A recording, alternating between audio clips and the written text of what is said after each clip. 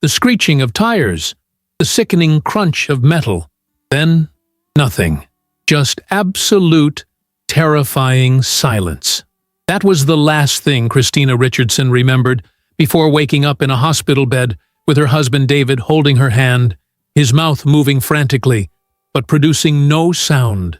At least, that's what she thought at first. It took several terrifying seconds for the truth to crash over her like a wave of ice water. He was speaking. She just couldn't hear him. She couldn't hear anything at all. Not the beeping of the monitors, not the shuffle of nurses' feet in the hallway, not even her own scream when the realization hit her. She only knew she was screaming because of the vibration in her throat and the horrified expression on David's face as he lunged forward to hold her. That had been 5 months and 2 weeks ago. Christina still remembered every detail of those first few days in the hospital. The parade of doctors with their sympathetic expressions and clipboards, the endless tests, hearing tests, brain scans, neurological examinations. Dr. Joseph Mason, the specialist they brought in, had been kind but bewildered. Her ears were structurally perfect. Her auditory nerves showed no damage. Her brain scans revealed nothing unusual.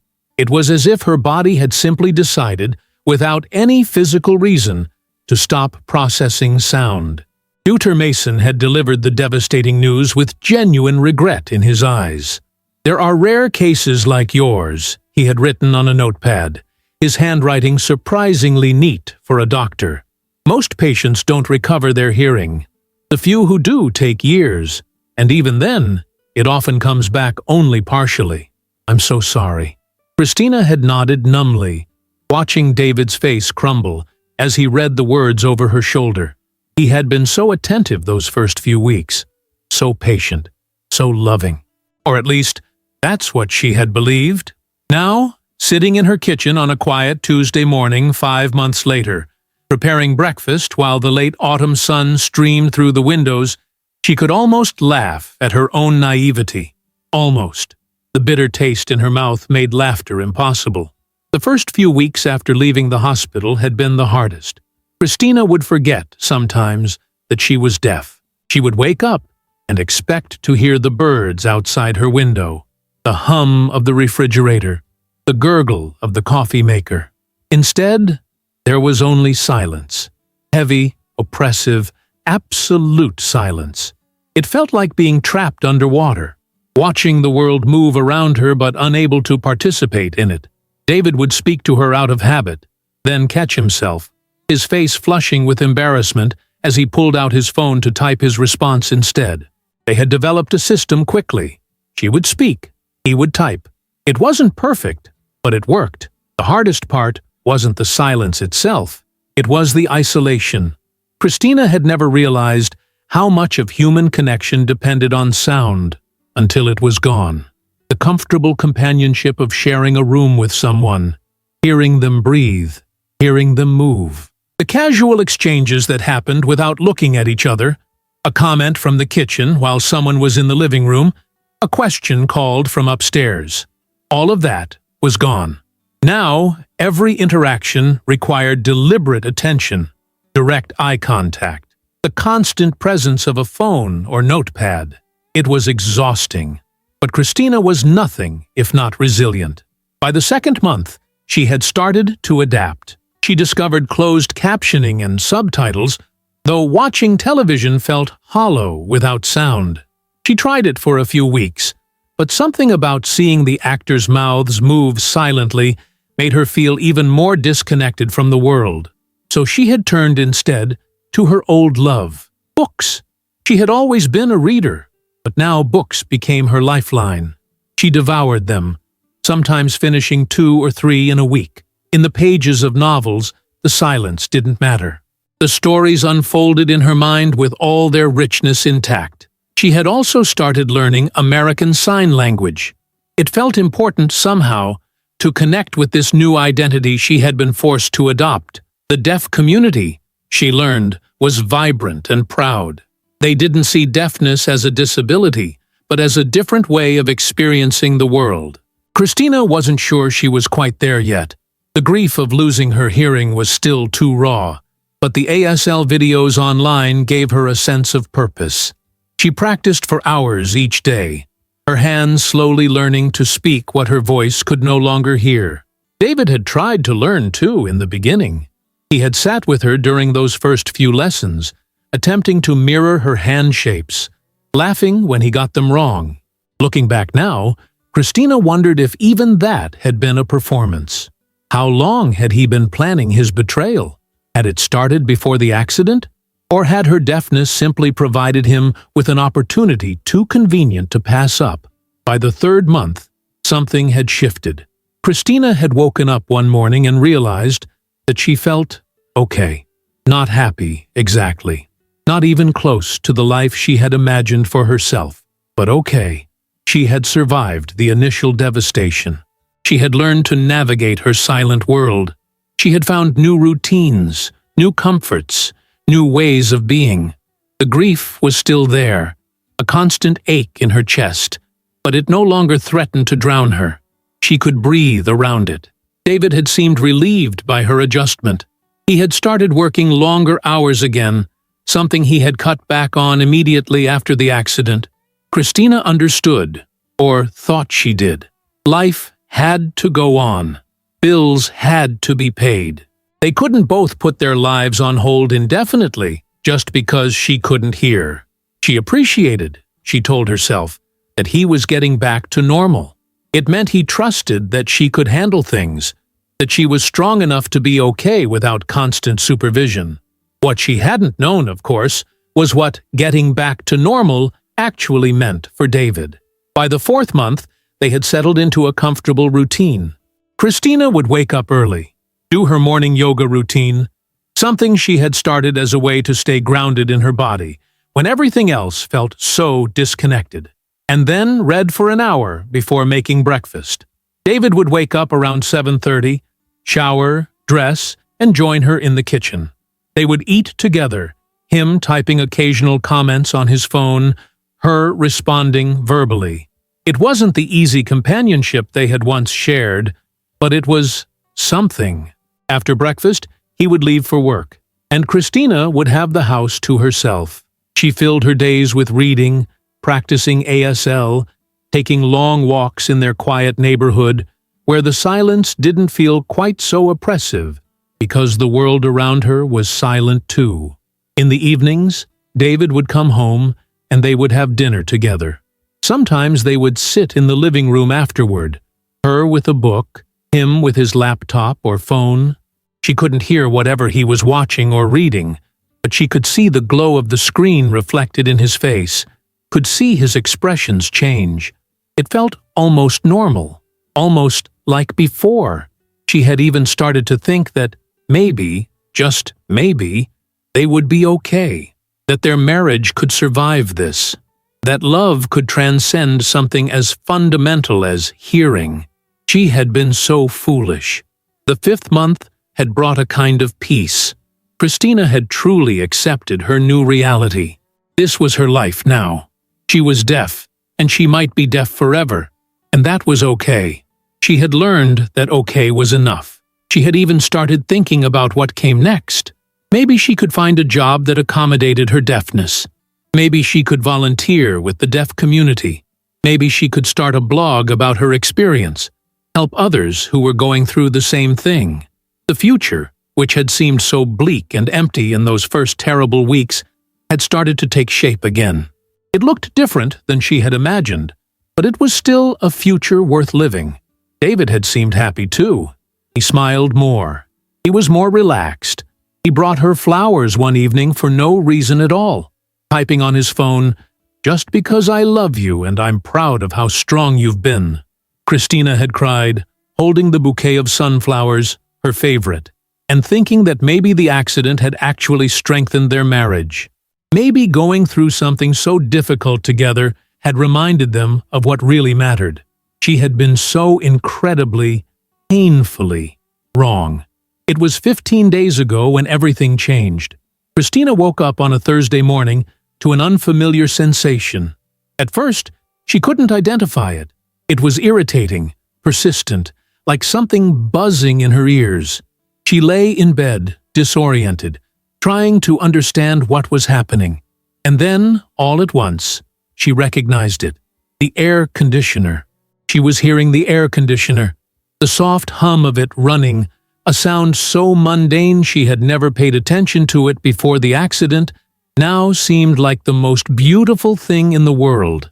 Her heart began to race. She sat up slowly, afraid that any sudden movement might shatter this fragile miracle. She clapped her hands softly.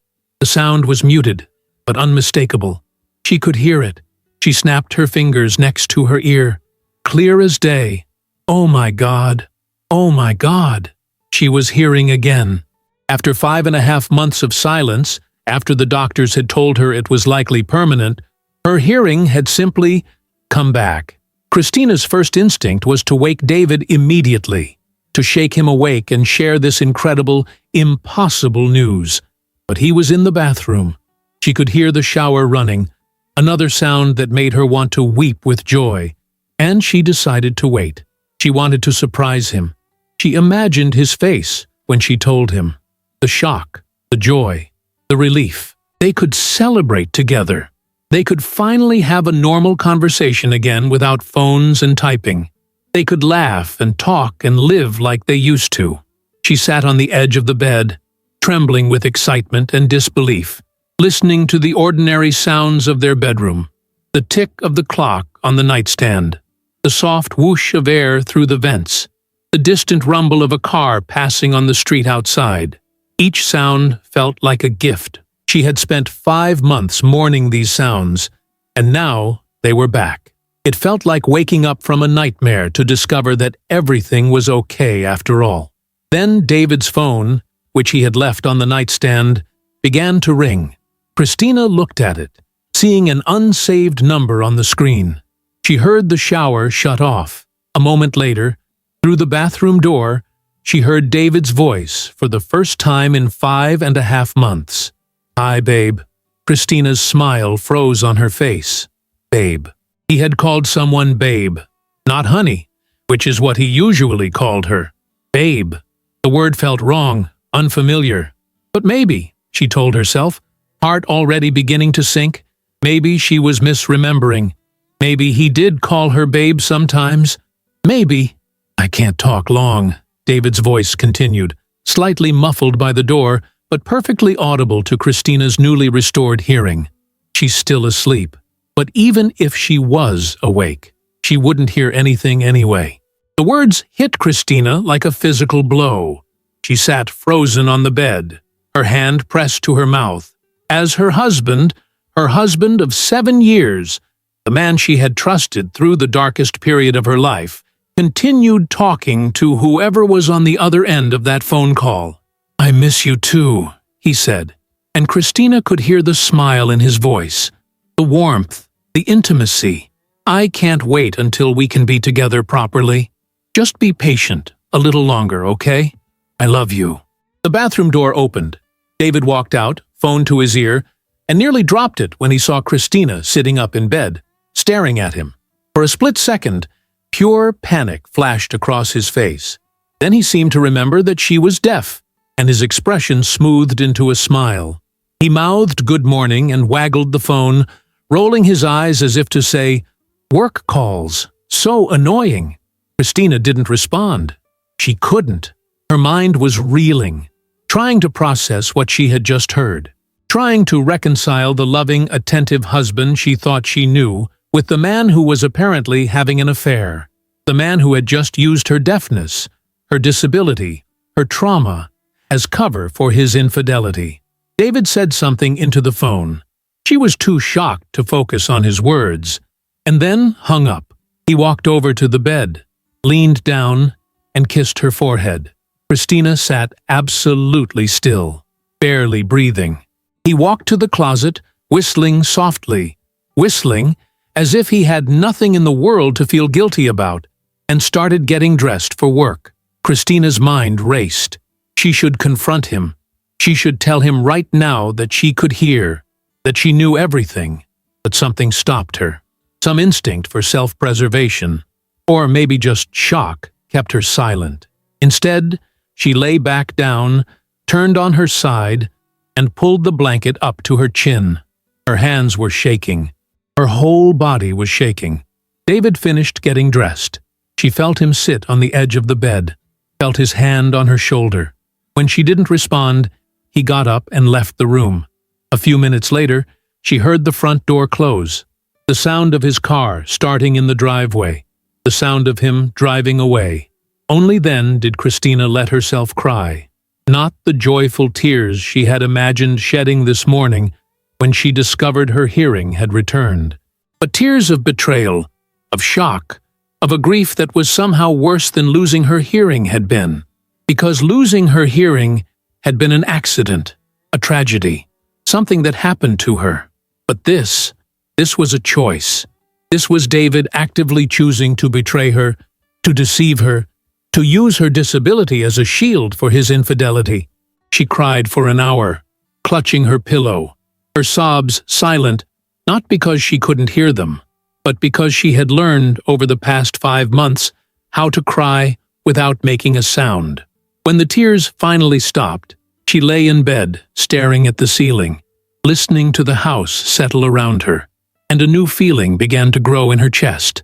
Not grief, not shock, but something cold and hard and clear. Determination.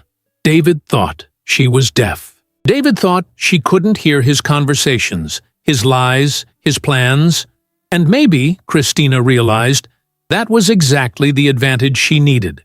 She had spent 5 months being the victim, the poor deaf wife who needed taking care of, the woman whose life had been shattered by a random accident. Well, no more. Her hearing had come back, but she wasn't going to tell David that. Not yet. Not until she knew exactly what she was dealing with. Not until she had all the information she needed. Christina sat up in bed, wiping her eyes. Her hands had stopped shaking. Her mind, which had been chaotic with emotion just minutes before, felt suddenly sharp and focused. "All right, David," she thought. "You want to play games? Let's play. But this time, I'm the one who knows the rules, and you don't." She got out of bed, walked to the bathroom and looked at herself in the mirror. Her eyes were red from crying, but there was steel in them now. She washed her face, brushed her hair, and got dressed. She had work to do, information to gather, a strategy to plan. David had given her a gift, though he didn't know it. He had shown her exactly who he was, and Christina was going to use every second of his ignorance to her advantage. The miracle of her recovered hearing had become something else entirely. Not a gift, but a weapon. And Christina Richardson was going to use it. The first 3 days after Christina's hearing returned were the longest of her life, longer even than those first terrible days in the hospital when she had realized she was deaf. At least then, the shock had been numbing, a kind of merciful fog that dulled the sharp edges of reality. Now, there was no fog. Every moment was crystal clear, painfully vivid, as she navigated her home pretending to be someone she wasn't anymore, while listening to her husband destroy their marriage one phone call at a time. She had to be careful, so incredibly careful. 7 years of marriage meant David knew her habits, her reactions, her tells. One wrong move, one instinctive response to a sound she supposedly couldn't hear, and the whole thing would fall apart. So Christina became an actress, giving the performance of her life on a stage with an audience of one who had no idea he was watching a show. That first morning, after David left for work, she had sat in their kitchen for 2 hours, just listening. The refrigerator hummed. The clock on the wall ticked. A neighbor's dog barked in the distance. Cars passed on the street. Birds sang in the trees outside. Every single sound was a revelation, a reminder of what she had lost and found again. But they were also a reminder of what she had to hide. She couldn't react to any of it, not when David was around. She spent that Friday testing herself, preparing for when he came home. She turned on the television at a normal volume and practiced sitting in front of it with closed captions on, not reacting to the sound. She dropped a pan in the kitchen and forced herself to remain calm, to not jump at the crash. She set alarms on her phone at random intervals and trained herself to ignore them unless she was looking at the screen. It was exhausting, this constant vigilance, but it was necessary. When David came home that evening, Christina was ready. She was sitting on the couch with a book, exactly where she would have been when she was deaf. He walked in, and she didn't look up until she saw his shadow fall across the page. She smiled at him, the same smile she had been giving him for months. He smiled back, walked over, and kissed the top of her head. Then he pulled out his phone and typed, "How was your day?" She set down her book and spoke out loud, as she always did. "It was good. I finished 2 books." "How was work?" He typed again, "Busy. I'm exhausted. Going to take a shower." She nodded and picked up her book again, but as he walked toward the bathroom, she watched him from the corner of her eye. The moment he thought she wasn't looking, his expression changed. The tired smile fell away, replaced by something else. Irritation? Frustration? She couldn't quite read it. Then he pulled out his phone, and she heard his thumb tapping the screen rapidly. Texting someone. When he disappeared into the bathroom, she heard the shower turn on, but she also heard his voice. "Hey, baby. Sorry I couldn't talk earlier. She's home, so I have to keep it short." Christina's grip on her book tightened, her knuckles white. She forced herself to keep staring at the page, even though she couldn't focus on a single word. I know, David continued, his voice muffled but audible through the bathroom door. "I want to see you too. Tomorrow night? I'll tell her I have to work late." "Yeah, that works." "Okay. I have to go. Love you." The water shut off a few minutes later. David emerged from the bathroom in sweatpants and a t-shirt, looking relaxed and content. He sat down next to Christina on the couch and showed her his phone. "Want to order takeout for dinner? I don't feel like cooking." "Sure," Christina typed back, maintaining the routine they had established during her deafness. "What sounds good?" They ordered Thai food. They ate together at the kitchen table. David showed her funny videos on his phone that she pretended to watch with the captions on. They did the dishes together afterward, moving around each other in the familiar dance of a long marriage. And the whole time, Christina felt like she was watching the scene from outside her own body. This man loading the dishwasher next to her, laughing at something on his phone, casually touching her lower back as he reached past her for a glass. This man was a stranger, a liar, a cheater who was using her disability as cover for his betrayal. When they went to bed that night, David fell asleep almost immediately. Christina lay awake next to him, listening to him breathe. She had missed this sound so much during her months of deafness. The simple comfort of hearing another person's breath in the darkness. Now, it made her skin crawl. She wanted to shake him awake, to scream at him, to demand answers. Instead, she carefully slid out of bed and went to the living room. She needed a plan, not just an emotional response, but a real strategy. Because Christina was beginning to understand that this wasn't just about an affair. There was something else going on, something she hadn't fully grasped yet. The way David had talked on the phone, not just about missing his mistress, but about timing, about being patient, about waiting for the right moment. What was he waiting for? Christina spent that night researching on her laptop. The screen brightness turned down low. She read articles about infidelity, about divorce, about financial protection in marriages. She learned things she had never thought she would need to know. How to document evidence of an affair. How to protect yourself financially before filing for divorce. How to hire a private investigator. She read until her eyes burned and the sky started to lighten outside the windows. Then she crept back to bed and lay down next to David, who was still sleeping peacefully, as if he didn't have a care in the world. Saturday morning, David woke up cheerful. He made them both coffee. Christina could smell it brewing, could hear the percolator, but pretended not to notice until he brought her a cup and gently touched her shoulder. She looked up from her book and smiled, accepting the coffee with a grateful nod.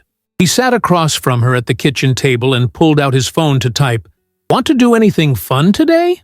We could go to that farmer's market you like." It was so normal, so achingly, devastatingly normal. This was the David she had married, the thoughtful husband who remembered that she liked the farmer's market, who made her coffee just the way she preferred it. How could this person and the person she had heard on the phone be the same man? They went to the farmer's market. David held her hand as they walked between the stalls. He helped her pick out fresh vegetables, joking around with the vendors by typing on his phone and showing them his messages to explain that his wife was deaf. The vendors were universally sympathetic and kind, going out of their way to make sure Christina felt included. She smiled and thanked them, all while wanting to scream that it was all a lie, that she could hear every word they were saying, that her loving, attentive husband was a fraud. When they got home, David said he had some work emails to catch up on and disappeared into their small home office. Christina put away the groceries, then quietly moved closer to the office door. She could hear him in there, talking on the phone, not typing, talking, because he thought she couldn't hear him. "I can come by around 8, he was saying. "She'll be asleep by then. She goes to bed early now. Yeah, I can stay for a few hours. I miss you so much, baby. This is so hard, pretending everything is normal." Christina's hands were shaking as she gripped the edge of the doorframe. Pretending everything is normal. That's what he was doing. Pretending, just like she was. They were both actors in this horrible play, except only one of them knew the other was performing. She heard him wrapping up the call and quickly moved back to the kitchen. When he emerged a few minutes later, she was calmly washing vegetables at the sink, her back to him. She felt him approach, felt him wrap his arms around her waist from behind, felt him kiss her neck. Every cell in her body wanted to recoil, but she forced herself to lean back into him, to smile, to play her part. That evening, after dinner, David typed on his phone, "I forgot I have to finish a big project tonight. Might be working late. Don't wait up for me, okay?" Christina nodded understandingly. She even typed back, "Don't work too hard. Love you." "Love you too," he responded, and kissed her forehead before heading upstairs to change into nicer clothes. He left around 7:30, calling out a goodbye that she acknowledged with a wave, even though she had heard him perfectly. The moment his car pulled out of the driveway, Christina sprang into action. She had been thinking about this all day, planning her next move. She needed evidence. Real, concrete evidence that would hold up legally. She grabbed her phone and opened the voice recorder app. Then she went to David's home office. His laptop was closed but not locked. He had never been particularly careful about security at home. Why would he be? His wife was deaf. She couldn't hear him typing his password. Christina opened the computer and found it already logged in. She spent the next hour carefully going through his emails, his text messages, his browsing history. What she found was worse than she had imagined. The affair wasn't new. It had been going on for 4 months, starting well before her accident. The woman's name was Jessica. She was a colleague from David's office. The emails between them were intimate, explicit, full of plans for a future together. But it was the more recent messages that made Christina's blood run cold. In an email dated just 2 weeks ago, David had written to Jessica, "I know this is hard, baby, but we have to be patient. The timing has to be right. Once I get the financial stuff handled, I can file for divorce without losing everything. Her condition actually makes it easier. She'll sign whatever I put in front of her. She doesn't really understand all the legal and financial stuff anyway, and with her being deaf now, I can tell her it's just regular paperwork. By the time she realizes what happened, it'll be too late." Christina had to read it 3 times before the full implications sank in. He wasn't just cheating on her. He was planning to rob her, to use her deafness, her vulnerability, her trust, to steal the assets they had built together during their marriage. The house, the savings, the investment accounts. He was planning to transfer it all out of joint ownership before filing for divorce. She took screenshots of everything, every email, every text message, every piece of evidence she could find. She sent them all to her own email account, then carefully cleared the browsing history and closed the laptop, leaving everything exactly as she had found it. Then she sat back in David's office chair and tried to process what she had learned. This wasn't just betrayal. This was calculated, premeditated theft. He had been planning this for weeks, maybe longer, using her disability as a weapon against her, banking on her trust, her love, her lack of understanding about financial matters. But he had made one critical mistake. He had assumed she would stay deaf. He had assumed she would remain in the dark, vulnerable and trusting, while he systematically dismantled their life together. He had no idea that she could hear everything, that she knew exactly what he was planning, that she was no longer the victim he thought she was. Christina heard his car pull into the driveway around 11:30. She quickly moved to the bedroom, turned off the lights, and slipped under the covers, positioning herself to look like she had been asleep for hours. She heard him come in quietly, heard him undress in the darkness, heard him slide into bed next to her. He smelled like perfume. Not her perfume. Someone else's. She lay there in the dark, listening to him settle into sleep, and felt something shift inside her. The grief and shock of the past few days was hardening into something else, something colder and sharper. David thought he was the one in control. He thought he was the predator, and she was the prey. But he was wrong. She had information he didn't know she had. She had access to his plans, his secrets, his lies. And she had something else he had taken for granted and forgotten about. She had survived 5 months of absolute silence. She had learned how to be patient, how to observe, how to adapt to a hostile environment, and find ways to thrive anyway. Sunday morning, Christina woke up with a clarity of purpose she hadn't felt in months. She made breakfast while David slept in. Scrambled eggs, bacon, toast, his favorite. When he came downstairs, she smiled at him and gestured to the table. He looked touched, pulling her into a hug and kissing her cheek. If you could hear the way my heart is breaking, she thought, you'd run, but you can't hear it, just like you think I can't hear you. After breakfast, David mentioned that he needed to stop by the office for a few hours. Just to catch up on some things, he typed. Christina nodded supportively. While he was gone, she made a call. Her hands were shaking as she dialed the number she had found during her late-night research. "Hello, Simmons & Associates. How may I help you?" A woman's voice answered. "Hi," Christina said, her own voice sounding strange to her after months of not hearing it. "My name is Christina Richardson, and I need to speak with Valerie Simmons about a divorce case. It's urgent." Valerie Simmons had a voice that immediately put Christina at ease. Calm, professional, but with an underlying warmth that suggested she genuinely cared about her clients. They scheduled a meeting for Monday afternoon, during a time when David would definitely be at work. Christina had been careful to use her own email address that David didn't have access to, one she had set up years ago for online shopping and had barely used since. Now it became her lifeline, her secret communication channel to the outside world that her husband believed she was too isolated to access.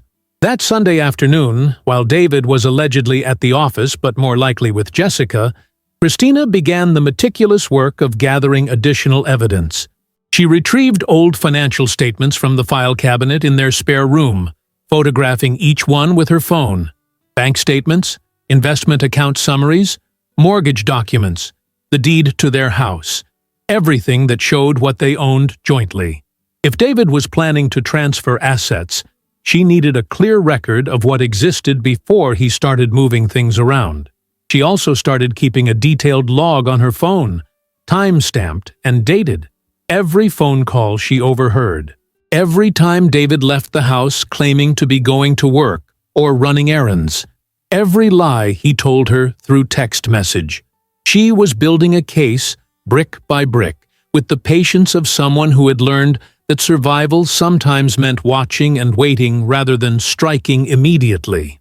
When David came home that evening, he was in an exceptionally good mood. He suggested they order pizza and watch a movie. Well, she would watch with captions while he provided company. It was such a normal, couple-like thing to do that Christina almost broke character, almost let the rage and hurt show on her face. But she swallowed it down and nodded enthusiastically. They sat on the couch together, his arm around her shoulders, her head resting against his chest, where she could hear his heartbeat, strong and steady, the heartbeat of a liar. Monday morning arrived with a gray drizzle that matched Christina's mood. David left for work at his usual time, kissing her goodbye and reminding her via text that he would be home late because of a department meeting. Christina waited 30 minutes after he left, long enough to be certain he wasn't coming back for something he forgot, and then got ready for her appointment with Valerie Simmons. The law office was in a modern building downtown, all glass and steel and implied competence. Christina signed in at the reception desk, and within minutes, a woman in her early 40s appeared. Valerie Simmons was petite, with short auburn hair and sharp, intelligent eyes that seemed to take in everything at once. "Mrs. Richardson?" she said, extending her hand. Christina shook it, surprised by the firm grip. "Please, come back to my office." The office was neat but warm, with framed degrees on the wall alongside family photos. Valerie gestured to a comfortable chair across from her desk and sat down, folding her hands in front of her. "Before we begin, I want you to know that everything you tell me here is confidential. Attorney-client privilege means I cannot and will not share anything we discuss without your explicit permission. This is your safe space to tell me what's happening." Christina had practiced this conversation in her head dozens of times, but now that the moment had arrived, she found her throat tightening with emotion. She took a deep breath and began. 5.5 months ago, I was in a car accident. I lost my hearing completely. The doctors said it was permanent, that I would probably never hear again. My husband, David, he seemed so supportive, so loving. He learned how to communicate with me. He was patient. He was there for me. I thought we were getting through it together. Valerie nodded, her expression sympathetic but professional. "What changed?" 15 days ago, my hearing came back, Christina said. Just like that. I woke up one morning and I could hear again. It was a miracle. Except the first thing I heard was my husband on the phone with his mistress, using my deafness as an excuse for why he could talk freely. Valerie's eyebrows rose slightly, but she didn't interrupt. Christina continued, the words pouring out now. I didn't tell him I could hear again. Something stopped me, and I'm so glad I waited, because over the past 2 weeks, I've discovered that he's not just having an affair. He's planning to steal our marital assets. He's been working on transferring everything into a business account that's only in his name, and he was going to trick me into signing the documents by telling me they were just routine paperwork.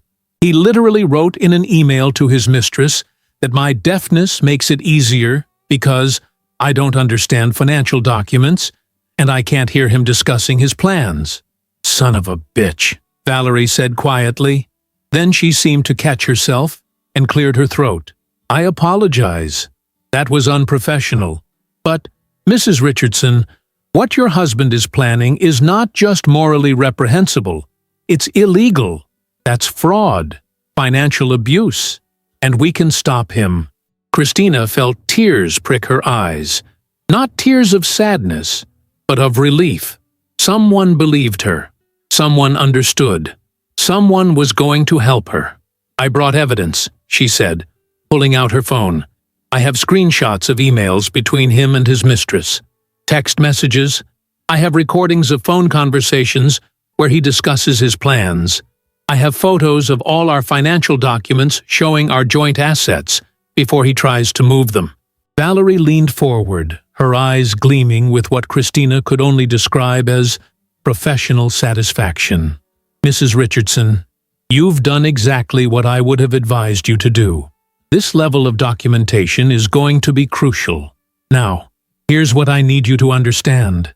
Your husband doesn't know that you know any of this, correct? Christina nodded. He still thinks I'm deaf. He has no idea I can hear him. Then we have a significant advantage, Valerie said. We can be proactive instead of reactive.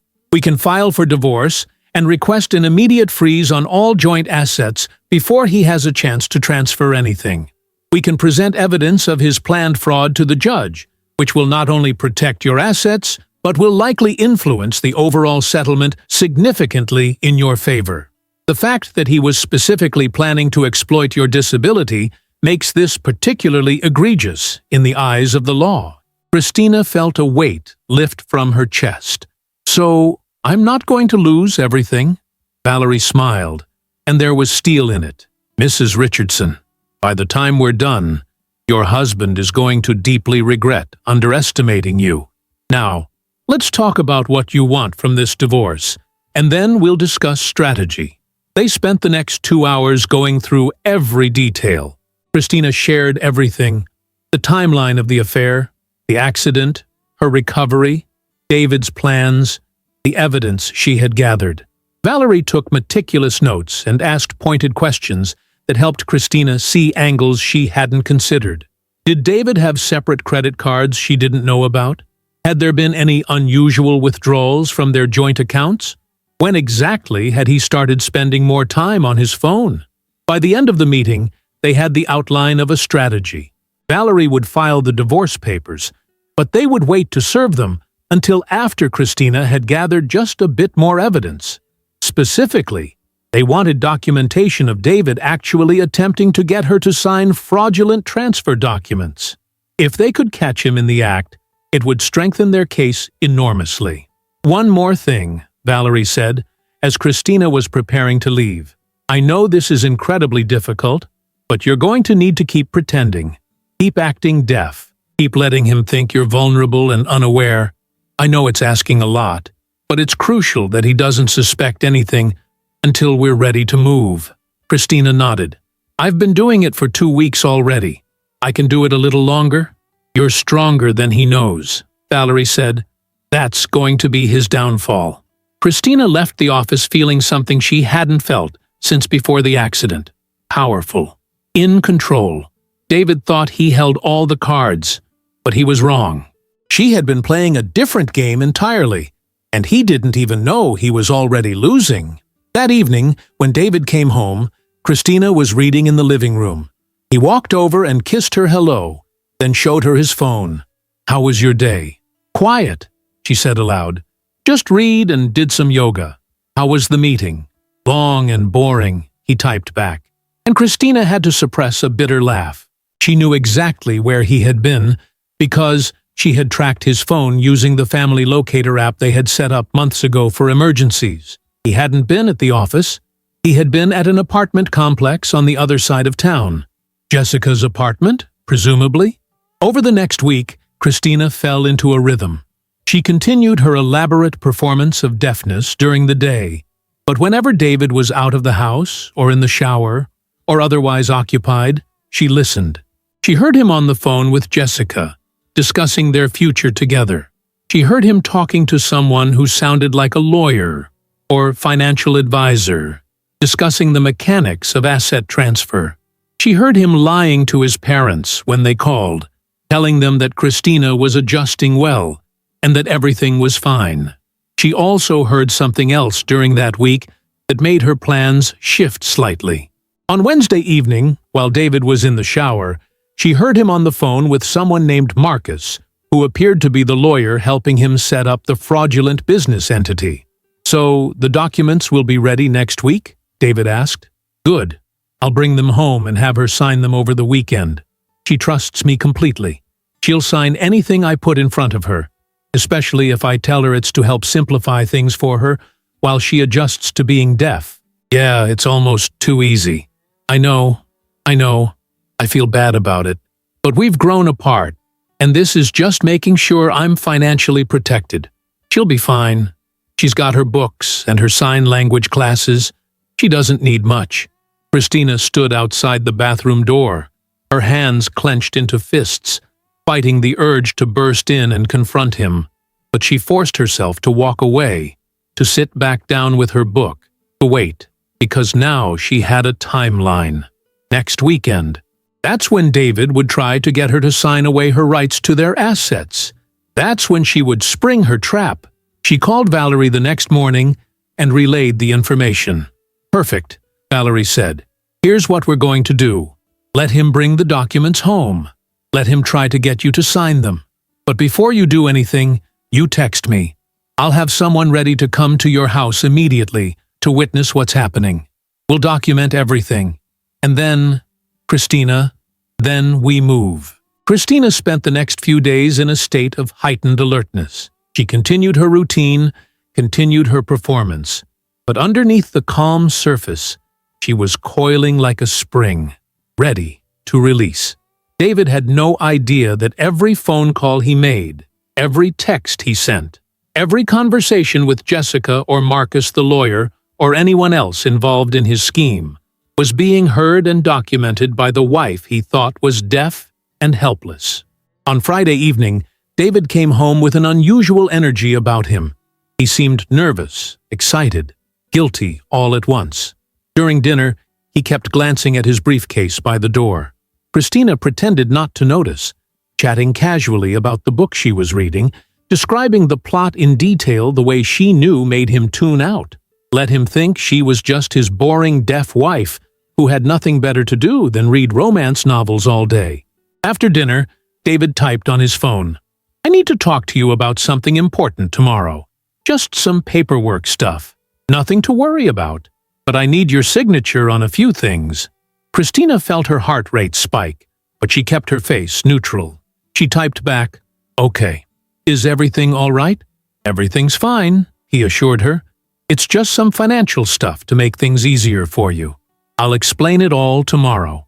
That night, Christina barely slept. Tomorrow was the day.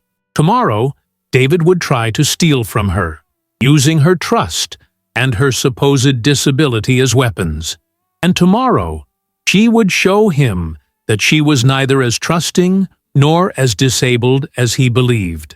Saturday morning dawned bright and clear, as if the universe itself was preparing for a showdown. Christina got up early and made a big breakfast. Pancakes, eggs, bacon, fresh fruit. David came downstairs looking surprised and pleased. "What's all this?" he typed. "Just felt like doing something nice," she said with a smile. "We haven't had a big breakfast together in a while." They ate together, David chatting via text about meaningless things, the weather, a show he was watching, a funny thing that happened at work. Christina responded appropriately, laughing at his jokes, engaging with his stories, all while her mind raced with what was about to happen. After breakfast, David retrieved his briefcase. He pulled out a stack of papers and set them on the kitchen table. Christina's phone was in her pocket, already recording. She had also texted Valerie before breakfast with a simple message. "Today," David typed on his phone. "So, I've been working with a financial advisor to help simplify our finances. With everything you're dealing with, I thought it would be easier if we consolidated some of our assets into a business account that I can manage. It's all still ours, but it means you won't have to worry about signing checks or dealing with bank stuff while you adjust to everything." Christina nodded slowly, looking at the papers. She could see what they actually were. Transfer documents that would move their jointly owned assets into an LLC that only listed David as the owner. She picked up the first page and read it carefully, her heart pounding. David watched her, confident that she trusted him, that she believed his lies. She set down the paper and looked at him. Her hands were steady as she picked up his phone and typed, "Can I think about this? It seems like a lot of paperwork." She saw the flash of irritation cross his face before he controlled it. He typed back, "There's nothing to think about, honey. It's just to make things easier. Trust me. Trust me." Those words, coming from a man who had spent months lying to her, planning to betray her, using her disability as a cover for theft and infidelity. Christina felt something snap inside her. The performance was over. She looked directly at David and spoke out loud, not typing, not signing, just speaking in a clear, calm voice. "Actually, David, I don't trust you at all." The color drained from David's face so quickly that Christina almost felt sorry for him. Almost. He stared at her, his mouth opening and closing soundlessly, like a fish pulled from water. She watched the confusion ripple across his features, watched him try to process what had just happened. She had spoken to him, responded to something he had typed, which should have been impossible if she was deaf. "What?" he finally managed to say, his voice hoarse and uncertain. "What did you just say?" Christina stood up from the kitchen table, leaving the fraudulent documents exactly where they lay. She crossed her arms and looked at her husband of 7 years, with eyes that no longer held any warmth. "I said I don't trust you, David, and I can say it out loud because, contrary to what you believe, I'm not deaf anymore. I haven't been deaf for almost 3 weeks now." She watched the realization hit him like a physical blow. His eyes widened, his face went from pale to flushed, and his hands started to shake.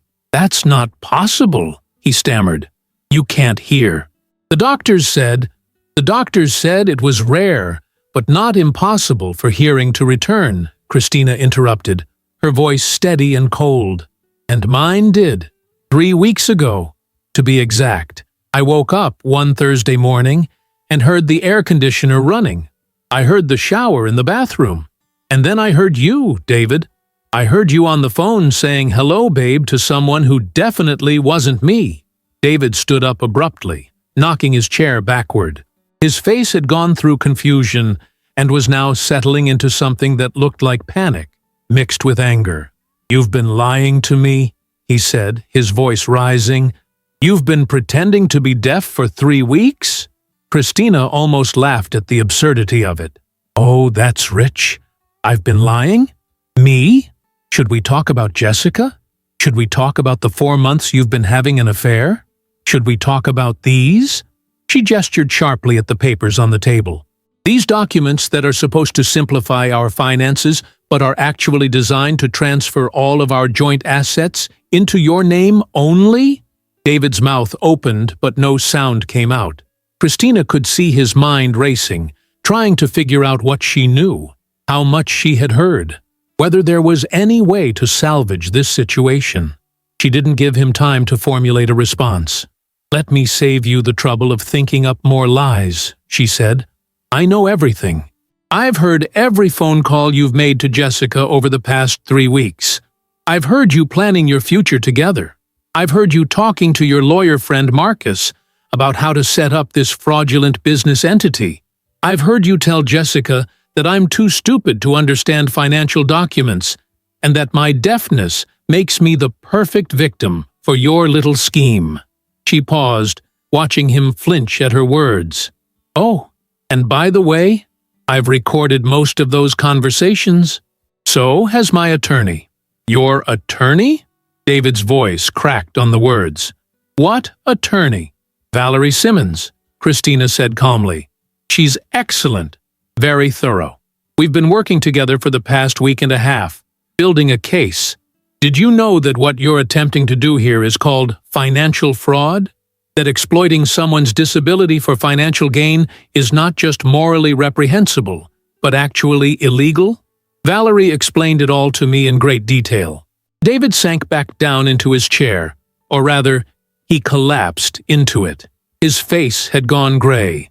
"Christina," he said, and his voice had shifted now, becoming pleading. "Christina, please, I can explain. This isn't what it looks like." "Really?" Christina's voice dripped with sarcasm. "So you're not having an affair with Jessica from your office? You haven't been sleeping with her for the past 4 months? You're not in love with her? You weren't planning to divorce me after stealing all of our assets? Please, David, explain to me what it actually looks like, because I'm dying to hear your version of reality. It's not, I didn't." David ran his hands through his hair, a gesture of frustration she had seen 1,000 times during their marriage. "The affair? Yes, okay. That happened, but I wasn't trying to steal from you. I was just trying to protect myself financially. Marriage is a partnership, but if it ends, people need to look out for themselves. By tricking your supposedly deaf wife into signing away her rights to everything we built together? Christina's voice rose despite her attempts to stay calm. By using my disability as a weapon against me? By literally writing in an email to your mistress that it would be easy because I don't understand legal documents and I can't hear you plotting? You read my emails? David's voice suddenly shifted to anger, as if he had found solid ground to stand on. You invaded my privacy? Christina stared at him in disbelief. Your privacy? Are you seriously trying to make yourself the victim here? You've been cheating on me for months. You've been planning to commit fraud, and you're upset about privacy. You had no right, David started, but Christina cut him off. I had every right, she shouted, finally losing her composure. You're my husband, or at least, you were. And when I realized you were lying to me, using my disability against me, planning to steal from me, yes, I looked for evidence. I protected myself, which is more than you ever did for me. The kitchen fell silent, except for the hum of the refrigerator and the tick of the wall clock, sounds that Christina had learned to treasure again over the past 3 weeks. David sat at the table, staring at the documents that were supposed to have secured his future with Jessica. Christina remained standing, her arms crossed, her jaw set. Finally, David spoke, and his voice was different now, quieter, defeated. How long were you going to keep pretending? Until I had enough evidence to ensure you couldn't hurt me anymore, Christina said simply. Which, as of this morning, I do. Valerie has everything. Every recording, every screenshot, every piece of documentation showing what you plan to do. So now we're going to have a different conversation than the one you planned. She walked to the counter and picked up a manila envelope that had been sitting there, partially hidden behind the coffee maker. She had placed it there that morning, knowing this moment would come. She walked back to the table and dropped the envelope in front of David. Divorce papers, she said, filed yesterday. You'll notice there's also a restraining order on joint accounts. You can't transfer, withdraw, or manipulate any of our shared assets while the divorce is pending. There's also a court order requiring you to provide a full accounting of all financial activities for the past 6 months. Valerie was very thorough. David opened the envelope with shaking hands.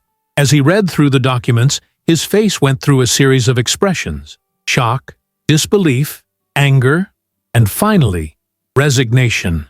Christina, he said without looking up. Christina, I'm sorry. I know I messed up. I know I hurt you. But we can work through this. We can go to counseling. I'll end things with Jessica. I'll do whatever you want. Christina had been expecting this. The bargaining phase. The desperate attempt to avoid consequences. She had practiced her response. David, look at me. He looked up, and she saw tears in his eyes.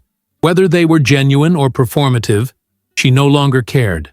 I spent 5.5 months in silence, she said quietly.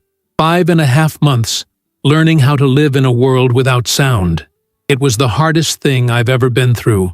I grieved for the life I thought I had lost.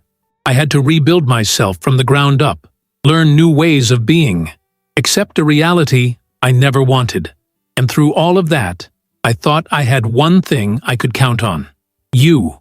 I thought you were my partner, my support, my safe place in the storm. David opened his mouth to speak, but Christina held up her hand. I'm not finished, she said. When my hearing came back, I thought it was a miracle. I was so happy, David, so grateful. And the first thing I heard was you betraying me. Do you have any idea what that did to me? To have my miracle turn into a nightmare? To discover that the person I trusted most in the world was actively plotting against me, using my disability as a tool to hurt me? I never wanted to hurt you, David said weakly. But you did, Christina replied. You did hurt me. Not just by having an affair, though that's bad enough. but by seeing my deafness as an opportunity. By looking at my vulnerability and thinking, how can I use this to my advantage? That's not something you do to someone you love, David. That's not even something you do to someone you respect. That's what you do to an enemy. I don't see you as an enemy, David protested. I love you. No, Christina said firmly. You love the idea of me. You love having someone who cooks for you and takes care of the house and doesn't ask too many questions. You love having someone who was vulnerable enough that you thought you could manipulate her. But you don't love me. You don't even know me. Because if you knew me at all, you would know that I'm not someone who gives up.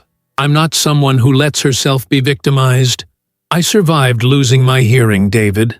I survived 5 months of silence. Did you really think I wouldn't survive you? The silence that followed was heavy with the weight of their collapsed marriage.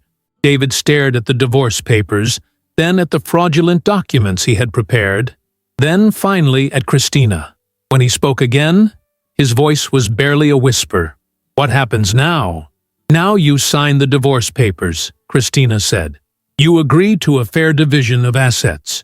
You move out of this house by the end of next week, and you pray that I don't decide to press criminal charges for attempted fraud. Criminal charges? David's head snapped up. You can't. I can, Christina interrupted. Valerie explained it very clearly. What you attempted to do is fraud. The fact that I stopped you before you succeeded doesn't make it less illegal.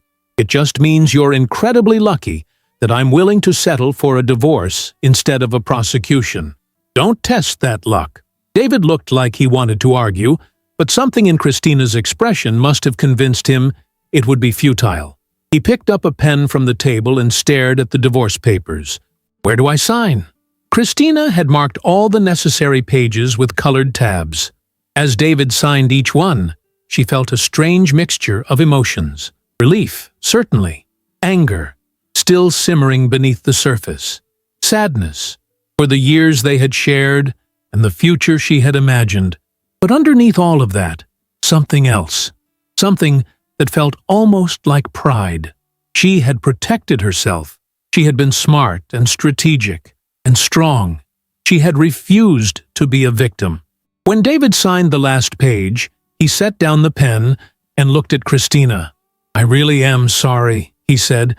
For what it's worth, I did love you. I do love you. I don't know what happened. I got lost somewhere. Christina felt no sympathy. You didn't get lost, David. You made choices.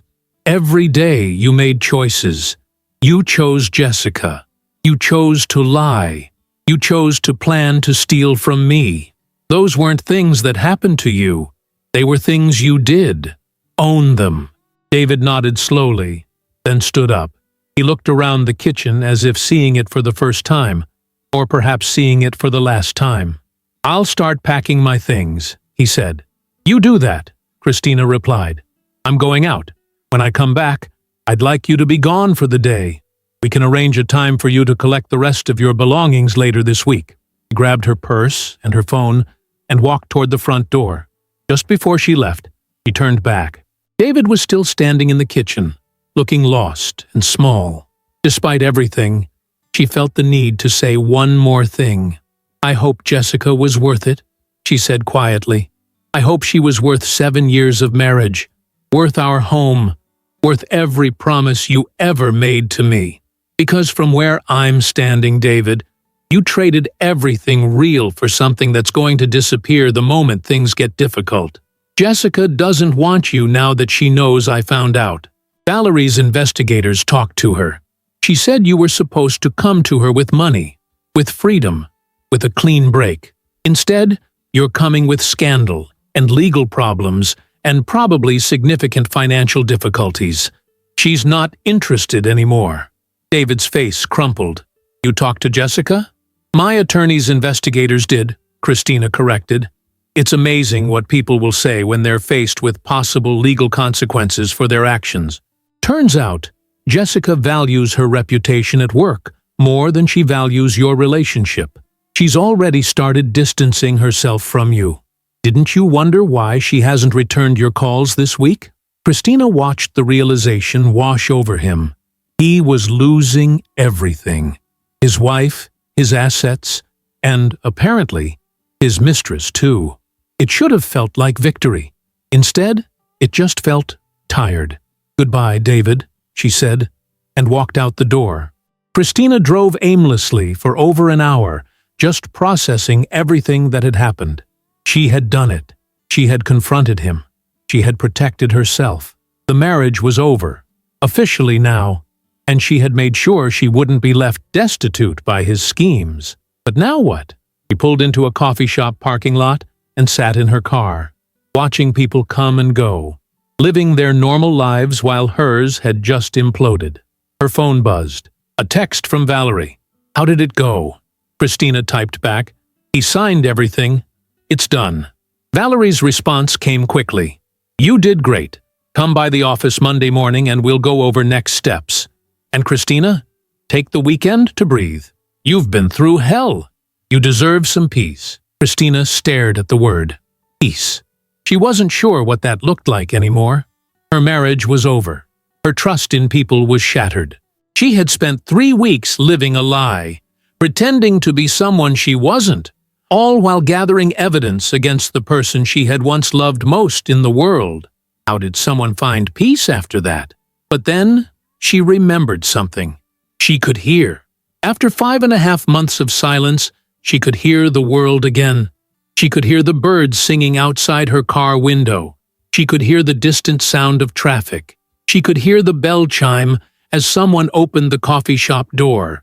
These small miracles that she had taken for granted her entire life until they were gone. Christina got out of her car and walked into the coffee shop. The sounds enveloped her. The hiss of the espresso machine, the murmur of conversation, the clink of cups and saucers. She ordered a latte and sat by the window, cradling the warm cup in her hands. Her phone buzzed again. This time it was a text from an unknown number. "Hi, Christina. This is Margaret, David's mother. Robert and I heard what happened. We're so sorry. We're on your side. Can we talk?" Christina stared at the message in surprise.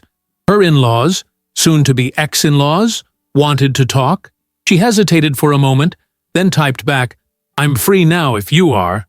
The response came immediately. "Can you come for dinner tomorrow? Please. We need to see you." Christina agreed and set down her phone, shaking her head in wonder. In the midst of everything falling apart, something unexpected was emerging. Support from people she hadn't expected it from. Strength she hadn't known she possessed. A future that, while uncertain, was, at least, honest. She sipped her coffee and watched the world go by outside the window, listening to every beautiful, ordinary sound, and thought that maybe, just maybe, she was going to be okay after all. Sunday afternoon arrived with the kind of crisp autumn weather that made everything feel possible. Christina stood in front of her closet, trying to decide what to wear to dinner at Margaret and Robert's house. It felt strange, getting ready to see her in-laws after everything that had happened.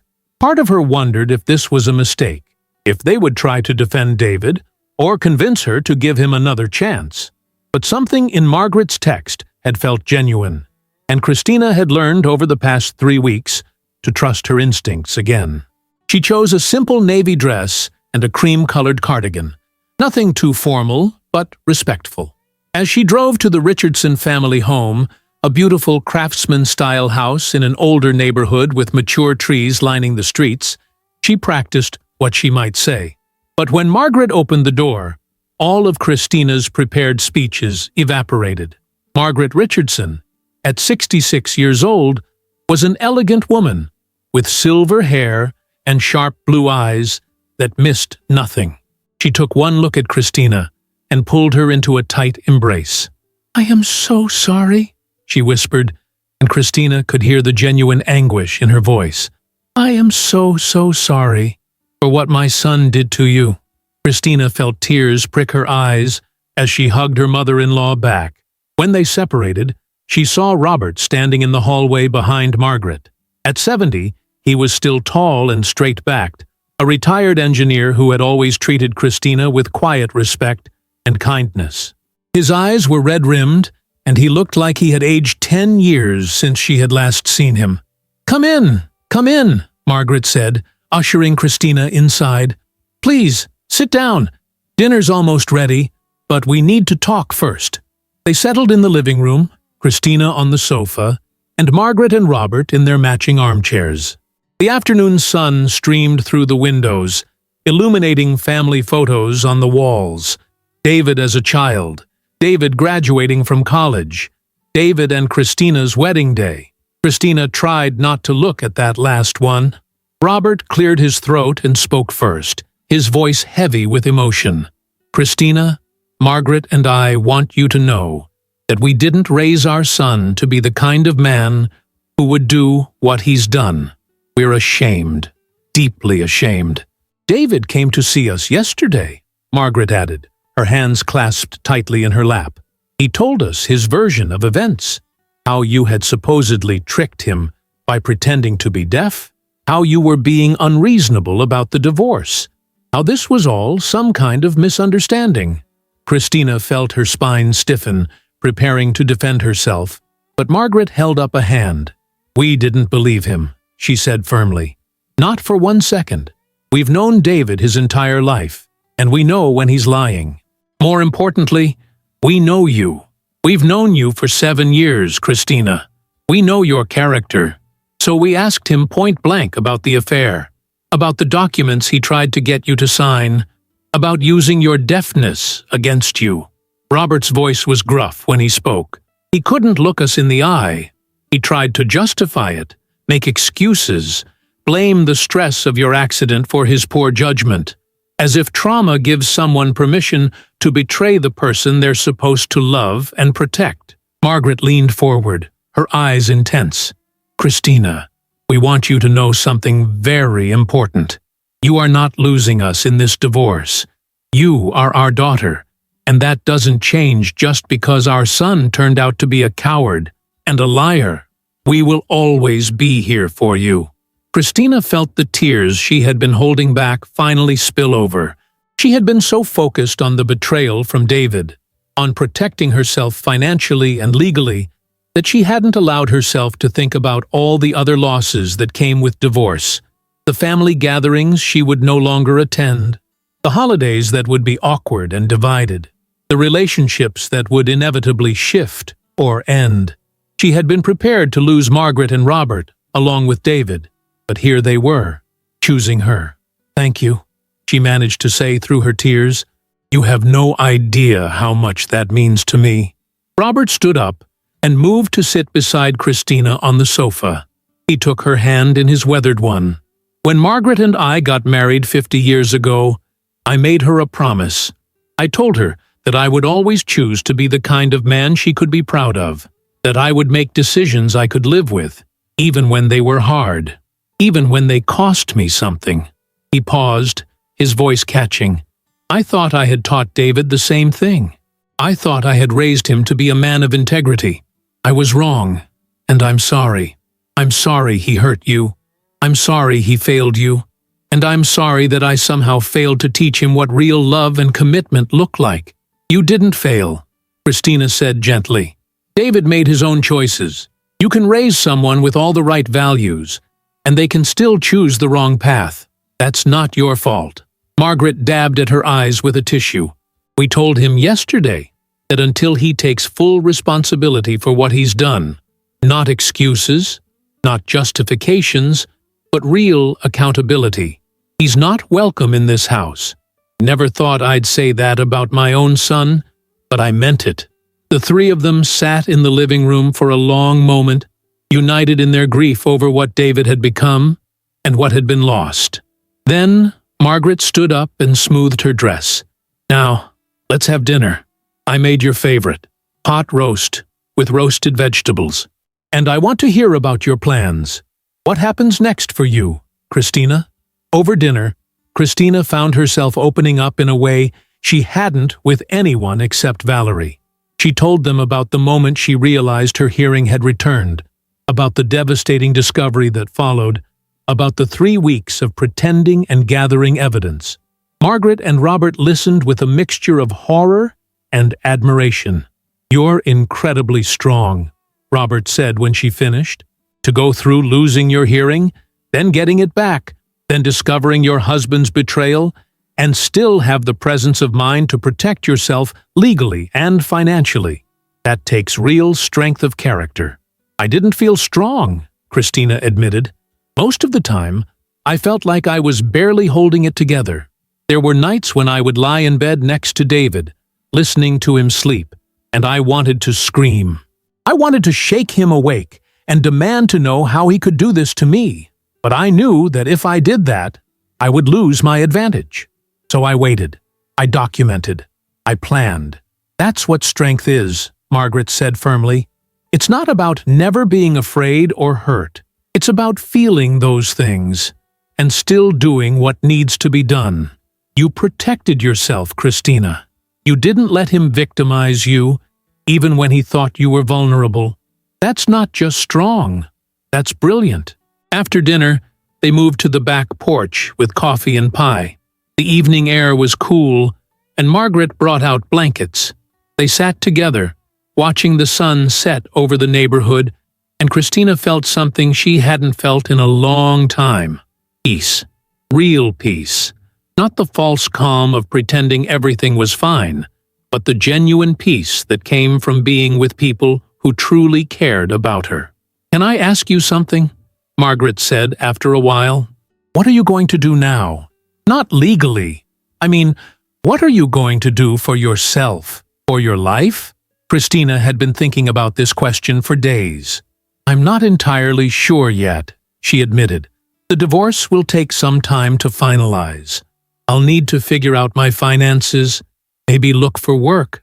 I've been out of the job market for a few years, but there's something else I've been thinking about." She paused, gathering her thoughts. "When I was deaf, I started learning American Sign Language. I connected with the deaf community online, read their stories, learned about their experiences, and I realized something. There's this whole world of people who feel isolated and misunderstood, who have to navigate a society that wasn't built for them. I had just a glimpse of that life for 5 months, and it changed me. I want to do something with that. I want to help somehow." "What are you thinking?" Robert asked, genuinely curious. "I'm thinking about starting a YouTube channel," Christina said, the idea crystallizing as she spoke. "A place where I can share my story, not for pity or attention, but to help others who might be going through something similar. People who've lost their hearing suddenly, people dealing with betrayal, people who feel like their whole world has collapsed and don't know how to rebuild. I could do the videos in both spoken English and ASL, with captions for everyone. Create a community, you know?" Margaret's face lit up. "Christina? That's wonderful. You have such a gift for explaining things clearly, and you've been through so much. You could really help people. I'd call it Silence Speaks Too," Christina continued, warming to the idea. "Because I learned that silence, whether it's literal deafness or the silence of suffering alone, has its own language, and sometimes the most powerful thing we can do is give voice to those silent experiences." Robert raised his coffee mug. "To new beginnings," he said, "and to the remarkable woman our son was too foolish to appreciate." They talked late into the evening, making plans and dreaming about the future. Margaret insisted that Christina come to Sunday dinner every week if she wanted to. Robert offered to help her with any technical setup she needed for the YouTube channel. His engineering background made him surprisingly tech-savvy. By the time Christina left that night, she felt like she had her family back. Not the family she had married into, but something even better. People who had actively chosen her, who valued her for who she was, not just because of who she was married to. The next few weeks passed in a blur of legal proceedings and life reorganization. David moved out of the house as agreed, taking only his personal belongings and leaving Christina with their home. The divorce moved forward smoothly once David realized he had no leverage and no choice but to accept the terms. Valerie had done her job brilliantly. The evidence of David's attempted fraud was so comprehensive that his own attorney advised him to settle quickly and quietly rather than risk a judge's wrath. Jessica, as Christina had informed David, had indeed distanced herself completely once the situation became complicated. Christina's investigator had reported that Jessica was already dating someone else from the office. Apparently, her commitment to David had been as shallow as his commitment to his marriage vows. David himself seemed to be struggling. According to Margaret and Robert, who maintained minimal contact with their son, he was living in a small apartment and seemed genuinely remorseful. But remorse, Christina had learned, didn't undo damage. It didn't rebuild trust. It didn't change the choices that had been made. David would have to live with the consequences of his actions, just as she was learning to live with the consequences of his betrayal. But Christina was discovering that those consequences didn't have to be purely negative. Yes, her marriage had ended. Yes, she had been betrayed and hurt. But she had also discovered reserves of strength she hadn't known she possessed. She had learned that she could protect herself, that she could be strategic and patient, that she could survive things that once would have destroyed her. 3 months after the confrontation in her kitchen, Christina sat in her home office, the same room where she had once found David's incriminating emails, and recorded her first YouTube video. She had set up professional lighting, a good microphone, and a simple backdrop. She wore a purple blouse that Margaret had told her looked wonderful on her. Her hair was styled, her makeup was natural, and most importantly, her eyes were clear and confident. "Hello," she said to the camera, speaking clearly, while her hands moved in ASL simultaneously. "My name is Christina Richardson, and I want to tell you a story. It's a story about loss and discovery, about betrayal and strength, about silence and finding your voice. This is the story of how I lost my hearing, got it back, and discovered that the most important thing I needed to hear was my own inner voice telling me that I was worth more than how I was being treated." She told her story over the course of that first video, not holding back the painful details but also not dwelling in victimhood. She talked about the accident, the months of deafness, the miracle of recovery that turned into a revelation of betrayal. She talked about the choice she made to wait, to gather evidence, to protect herself. And she talked about what came after: the divorce, the support she found in unexpected places, the decision to rebuild her life on her own terms. "I'm starting this channel," she continued, "for anyone who's ever felt trapped by circumstances, for anyone who's lost something fundamental and had to figure out how to keep living anyway, for anyone who's been betrayed and had to find the strength to stand up for themselves, for the deaf community who taught me so much during my months of silence, and for anyone who needs to hear that it's possible to survive the unsurvivable and come out stronger on the other side." She named her channel Silence Speaks Too, just as she had planned. The video went live on a Tuesday morning, and Christina had no expectations beyond hoping maybe a few people would watch it. Instead, within the first week, it had over 50,000 views. Comments poured in from people sharing their own stories of sudden hearing loss, of betrayal, of finding strength they didn't know they had. Christina read every single comment, responded to as many as she could, and felt something she hadn't felt in a long time: purpose. By the end of the first month, her channel had 200,000 subscribers. By the end of the second month, 500,000. Christina created new content regularly, some videos teaching basic ASL, others discussing hearing loss and adaptation, still others focusing on recovering from betrayal and rebuilding self-worth. She interviewed members of the deaf community, sharing their stories and perspectives. She brought on therapists to discuss trauma and healing. She created a space that was equal parts educational, supportive, and empowering. The ad revenue from the channel, combined with her divorce settlement, meant Christina was financially stable for the first time in her adult life, without depending on anyone else. She hired a part-time assistant to help manage the channel, and started a Patreon where subscribers could support the work and access additional content. Every dollar that came in felt like validation that she was doing something meaningful, something that mattered. 6 months after starting the channel, Christina received a video message that made her cry. It was from a young woman named Sarah, who had lost her hearing in an accident 3 months earlier. Sarah signed in ASL, her hands moving with the desperate precision of someone newly fluent. "I found your channel right after I lost my hearing," Sarah signed. "I was so scared. I thought my life was over. I thought I'd never be happy again, never feel normal again. But watching your videos, seeing you thrive, learning from the people you interview, it gave me hope. More than that, it gave me a roadmap. I started learning ASL like you did. I connected with the deaf community. I stopped seeing my deafness as something that happened to me and started seeing it as just a different way of experiencing the world. You changed my life, Christina.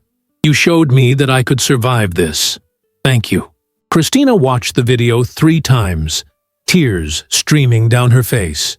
This was why she had started the channel. Not for the views or the subscribers or the revenue, though those were nice, but for this, for the knowledge that her pain, her experience, her story could help someone else navigate their own darkness.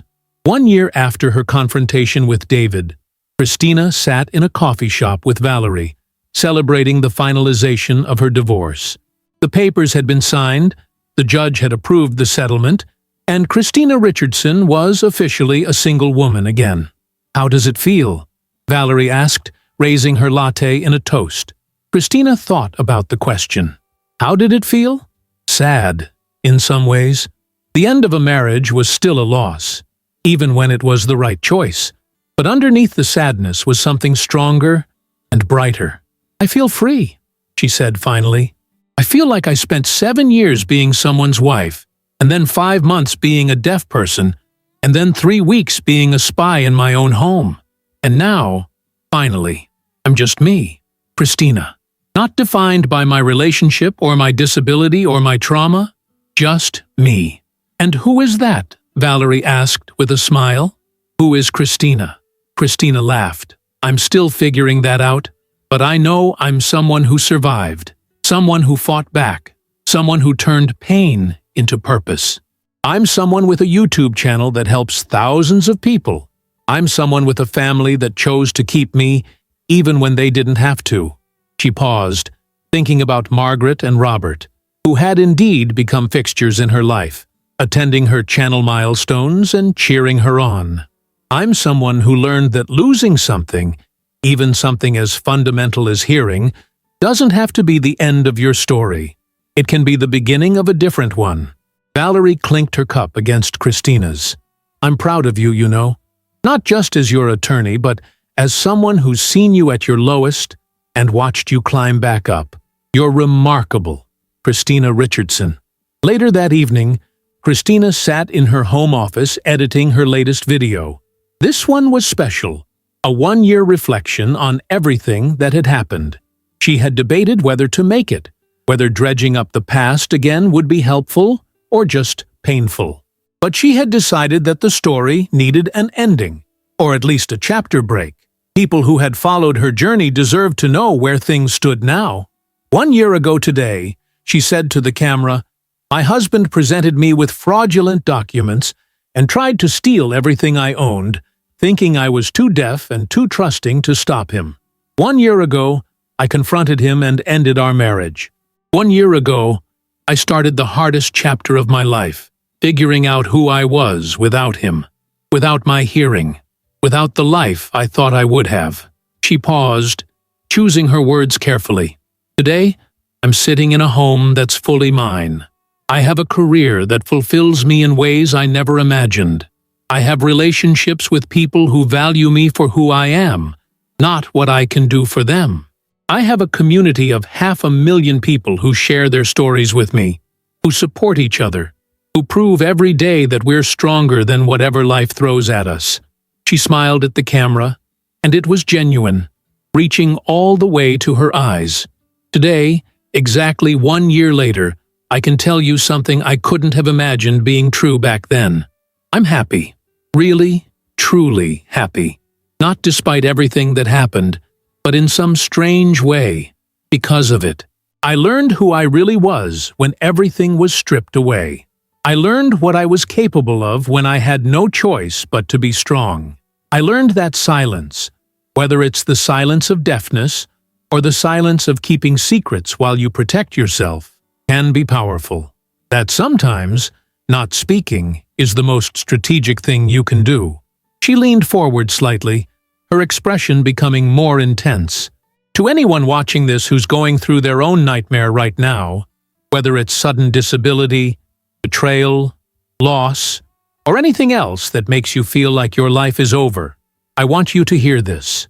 You are stronger than you know. You will survive this. And on the other side of this pain, there's a version of you that's wiser, tougher, more authentic than you've ever been before. Hold on to that. Fight for that. Because you deserve a life that's honest and real and yours. She ended the recording and sat back, looking at the frozen image of herself on the screen. The woman looking back at her was 43 years old now, with a few more lines around her eyes than she'd had a year ago. But those eyes were clear and strong. That woman had survived an accident, 5 months of deafness, a husband's betrayal, and a difficult divorce. That woman had built a business, found her voice, literally and figuratively, and created something meaningful from pain. Christina's phone buzzed with a text from Margaret. "Sunday dinner this week. Robert is making his famous ribs and we'd love to see you." She typed back, "Wouldn't miss it for the world." Another text came in, this one from a subscriber. "Just watched your latest video. Started my own channel about recovering from my husband's affair. Thank you for showing me it's possible to turn pain into power." Christina responded with encouragement and support, then set down her phone. Through her office window, she could see the sun setting, painting the sky in shades of orange and pink. She could hear the evening sounds, birds settling in for the night, a neighbor's dog barking, the distant hum of traffic. Normal sounds, beautiful sounds, sounds she would never take for granted again. Her hearing had returned exactly when it needed to, she realized now. Not a moment too soon. Not a moment too late. It had come back precisely when she needed to hear the truth about her marriage, about David, about what her life had become. And in hearing that truth, as painful as it was, she had been given the chance to change course, to save herself, to choose a different future. Christina Richardson stood up and walked to the window, looking out at the world that had once been silent to her and now sang with sound. She thought about the journey she had been on, from the screeching tires and crashing metal of the accident, through the vast ocean of silence, to the devastating morning when hearing returned and brought truth with it. She thought about David, who had chosen comfort and selfishness over love and integrity, and who was now living with those choices. She thought about Margaret and Robert, who had shown her what real family looked like. She thought about the thousands of people who watched her videos and found hope in her story. And she thought about herself, about the woman she had been, the woman she had become, and the woman she was still becoming. The woman who had learned that sometimes you have to lose everything to find yourself. That sometimes betrayal opens doors that loyalty would have kept closed. That sometimes the worst thing that happens to you becomes the catalyst for the best version of yourself. Christina smiled at her reflection in the darkening window.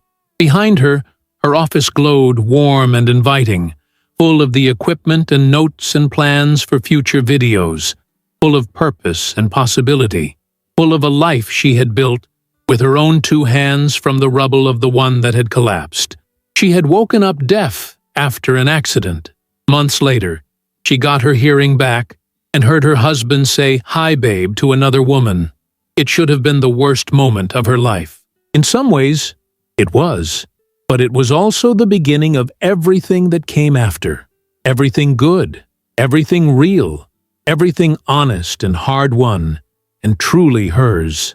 And that, Christina thought as she turned back to her computer to finish editing the video that would help someone else survive their own darkness, was worth every moment of pain it had taken to get here. The silence had spoken, and Christina Richardson had learned to listen. If you enjoyed the story, leave a like and subscribe to the channel. And drop a comment below. What city are you watching from? And if your heart tells you to, feel free to leave me a tip on Buy Me a Coffee. Just check the first pinned comment. Thanks for keeping me company and for the coffee, and I'll see you in the next story.